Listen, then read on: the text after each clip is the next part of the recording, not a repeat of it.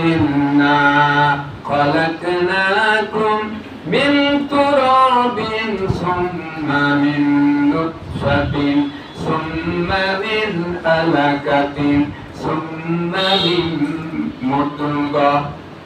মানুষকে আমি সৃষ্টি করেছি আপনার মাটি থেকে, নিষ্প্রাপ মাটি থেকে উৎপাদন করা হয়েছে। মানুষকে নিষ্প্রাপ মাটি হতে উৎপাদন করা হয়েছে। মানুষকে নিষ্প্রাপ মাটির উপাদান দিয়ে তাকে সৃষ্টি করা হয়েছে। এ কথা কে বললেন? আল্লাহ। তাহলে দারুণের কথার সাথে কোনো মিল আছে? অবশ্যই মিল নাই। সৃষ্টি করেছে আল্লাহ রাব্বুল আলামিন বলেন, তোমার মায়ের গর্ভে এক ফোঁটা নাপাক পানি নিক্ষেপ করা হয়েছিল। এই নাপাক পানিকে জমাট রক্তে পরিণত করা হয়েছে। আবার জমাট রক্তকে গোশতে পিণ্ডে পরিণত করা হয়েছে। আবার গোশত পিণ্ড একটি টাকসার তৈরি করে দেয়া ফাকাসাউনাল ইযামা লাহমা। টাকসার তৈরি করে চামড়া আর গোশত দিয়া সুন্দর করে আকৃতি দিয়া মানুষ সৃষ্টি আমি করেছি। এরপরে তোমার মায়ের গর্ভে রূহ দিলাম। কি দিলাম? রূহ দিলাম। এইবার তোমার খাওয়ার প্রয়োজন হলো, খাবারের প্রয়োজন হয়ে গেল রূহ পাওয়ার পরে। এখন তুমি কি খাবে? তোমার মা চিন্তা করে নাই মায়ের গর্ভে তোমাকে কি খাওয়াবে। তোমার বাবা চিন্তা করে নাই, রাষ্ট্রের সরকার, দেশের সরকার চিন্তা করে নাই তোমাকে কি খাওয়া করবে। আল্লাহ রাব্বুল আলামিন বলেন, আমি তোমার মায়ের নাভির সঙ্গে তার জয়েন করে দিই, আর তোমার নাভির সঙ্গে তার জয়েন করে দিই, মায়ের মাসিক রক্ত মাসিক স্রাব বন্ধ করে দিই। এগুলি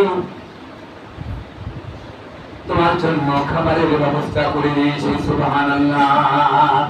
মায়ের মাসিক রক্ত বন্ধ করে দিয়া মায়ের পেটের নাভির সঙ্গে আর তোমার নাভির সঙ্গে তার জয়েন করে দিয়া এগুলা খাওয়াইছি, মুখ দিয়ে খাওয়াই নাই।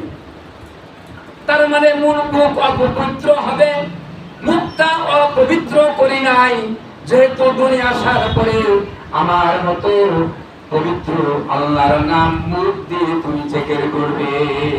এই জন্য মায়ের নাভির সঙ্গে আর তোমার নাভির সঙ্গে তার একটি পাইপ সেট করে দিয়ে মার মাসিক রক্ত বন্ধ করে দিয়ে তোমারে খাওয়াইয়া বড় করলাম।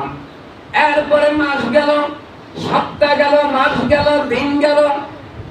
যখন ডেলিভারি কেস শুরু হয়ে যাবে তখন মা বুঝতে পারলো আমার ডেলিভারি হবে, সন্তান দুনিয়া আসতেছে।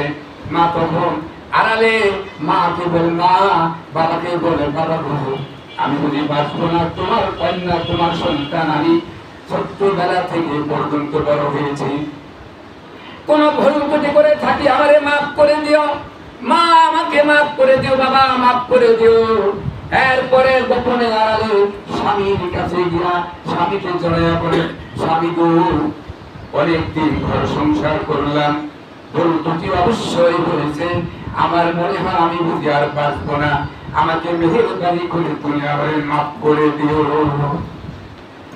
এরপরে ডেলিভারি কেস শুরু হয়ে গেল, অপারেশন থিয়েটারে নিয়ে যান, আর ডেলিভারি যেখানে হয় সেখানে নিয়ে যান। বাচ্চা ভূমিষ্ঠ হয়ে গেল।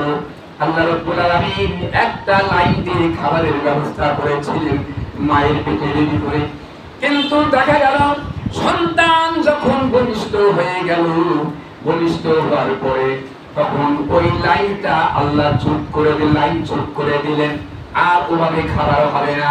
এই জন্য সিঙ্গেল লাইন অফ করে দিয়ে আল্লাহ রাব্বুল আলামিন তুমি আসার পরে তোমার মায়ের বুকের ভিতরে ডবল লাইন আল্লাহ চালু করে দিয়েছেন। সুবহানাল্লাহ। একটি লাইন ছিল খাবারের জন্য মায়ের পেটে নাভির সঙ্গে, আর তোমার নাভির সঙ্গে তার জয়েন করে একটা লাইন দেখা হয়ে বড় করলাম। তুমি আসার পরে লাইনটা কেটে গেল। তাই যা হয়, ডাক্তার যারা হয় তখন নারীটা কেটে দেয়া, বেলেট দেয়া বা অস্ত্র দেয়া, চলে বলেন ঠিক কিনা? লাইন চুট হয়ে গেল, খাবে কি? কেমনে খাবে? এই জন্য আল্লাহ পাক বলেন যে আমি সিঙ্গেল লাইন কেটে দিয়ে এরপরে আমি ডবল লাইন চালু করে দিলাম, তোমার মায়ের বুকের ভিতরে 32টি ছিদ্র দিয়ে দিলাম। সুবহানাল্লাহ। বুকের স্তরের ভিতরে, মায়ের স্তরের ভিতরে 32টা ছিদ্র আল্লাহ করে দিলেন। আস্তে করে চাপ দেন, বাচ্চা কচি বাচ্চা, কচি গলা। যদি একটা বড় ছিদ্র করতাম অনেকখানি বেরিয়ে এসে গলা আটকে তুমি মারা যেতে। এই জন্য আমি 32টা ছিদ্র করেছি, যাতে আস্তে আস্তে করে তুমি খেতে পারো, তোমার কোনো সমস্যা না হয়। উষ্ণ গরম হালকা মিষ্টি দিয়া সুস্বাদু খাবারের ব্যবস্থা মায়ের স্তরের ভিতরে আমি আল্লাহ রেখেছি। সুবহানাল্লাহ। এখন তুমি যখন দুনিয়া আসলেন, মায়ের গর্ভের ভিতরে ছিলে, তোমার কত পাউন্ড ব্লাড ছিল, ততটুকু দেওয়া হয়েছিল।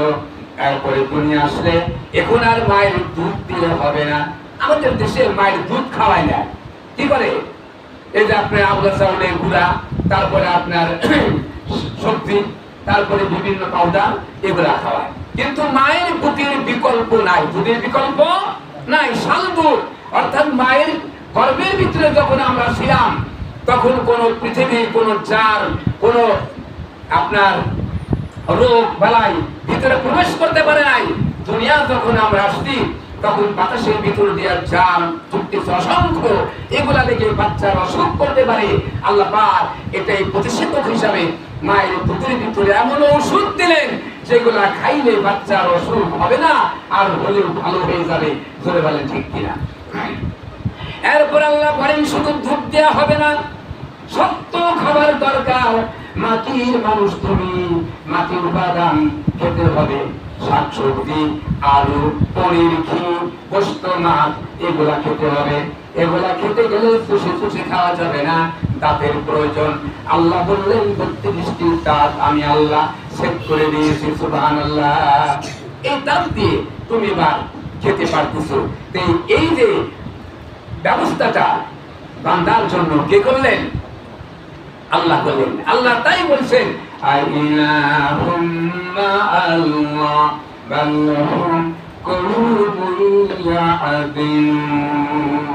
এই সকল কাজ যেহেতু আমি করেছি, আমি ছাড়া কেউ করে নাই, অতএব আল্লাহর প্রশংসা ছাড়া আর কারো প্রশংসা হতে পারে না।